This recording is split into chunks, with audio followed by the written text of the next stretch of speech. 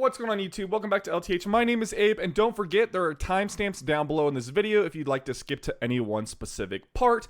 But if you are new here, this is a standalone video, but this video is a part of our series on how to set up a HomeLab, which you're seeing on the screen right now.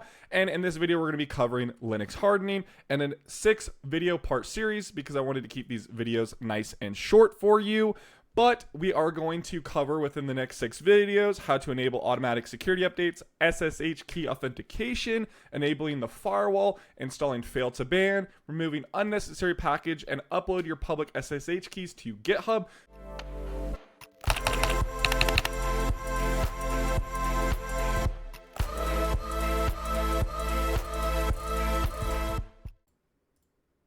Alright guys, welcome back to episode 3, how to enable the firewall on your machine, which is called the UFW. You might hear it as that. It is the uncomplicated firewall. So one of the strategies with setting up a firewall, or one thing to keep in mind with the firewall I should say, is it primarily filters incoming and outgoing connections to and from your machine, not internal communications between different ports on your machine and services themselves. And when enabling the firewall, blocking services communication is something you need to be careful of, and we want to be able to ensure that we solve that. So what I recommend most people run is this sudo ss-lnt up.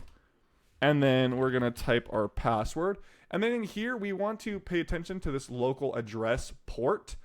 And you can look for services. So you go, before I enable my firewall, I don't remember all the ports or services that are running on my machine.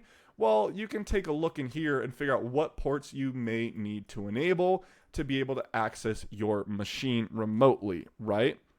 So it's just something to consider, and that will give you a good idea of what you may need to enable. So now we want to not lose our SSH access when we enable the UFW, because we are SSH into this machine, which means we lock ourselves out. Now, granted, if you ever lock yourselves out, you could just access the machine locally if it's a physical device with a mouse and keyboard, or if you're like in Proxmox like we are, you can go to your Proxmox web dashboard, click the console tab, and do it from there.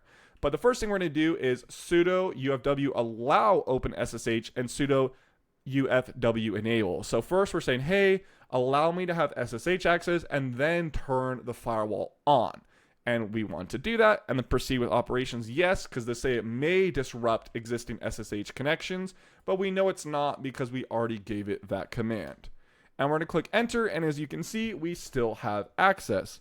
So one thing we can do is just check the if our firewall is now up with the sudo UFW status, and we can see that it is status active, and it's open SSH allow anywhere v6, right? And so I have it linked down below, but I have just a basic table of commands that you may want to know when you're using your UFW firewall, like sudo UFW enable, UFW status, status numbered, so let me just show you a couple things real quick, like this one. And so if we do status numbered, we can see the rule number. So if you want to edit a specific rule, you could just do that number. Now let's say you want to add a port, right? Maybe you want to run stuff over 443. You could do sudo UFW allow from an IP address, or sudo UFW allow in an interface, or you could delete something, so on. So like let's do sudo